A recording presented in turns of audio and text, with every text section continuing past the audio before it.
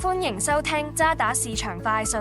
渣打銀行播客系列隨時隨地為你提供市場觀點同分析。歡迎嚟到渣打投資觀點，我係希烈。伊朗嘅局勢仍然充滿變數，每分每秒都有林林總總嘅新聞湧現。點樣可以喺呢個情況下仍然控制到風險，並且把握機遇？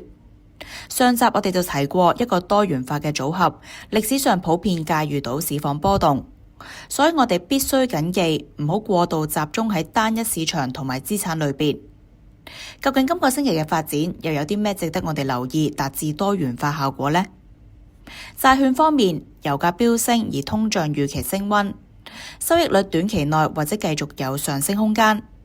不過油價嘅升勢預計唔會長久。我哋見到國際能源總署釋放史上最大規模嘅戰略石油儲備，希望壓制油價，而石油市場仍然供過於求。通脹同油價走勢逐漸受控嘅時候，聯儲局下半年有條件重啟減息。喺收益率長遠好可能回落嘅時候，美國10年期債息短線升穿4.25厘係分段增持機會。至於美金短線反彈，就可以趁勢分散外匯組合，特別留意嗰啲基本因素穩健，並且同美匯指數相關性比較低嘅貨幣，例如澳元。市場預計澳洲今個星期可能再加息，澳元有望進一步挑戰更高水平。而金價回調都有增持嘅機會㗎。黃金係對沖地緣政治同埋通脹升溫嘅工具。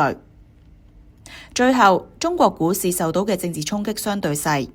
近期喺市場嘅避險情緒之下，主要嘅科技企業仍然表現唔錯，可以作為分散部署嘅選擇。尤其係未來幾個星期公布嘅業績，預計會保持穩健。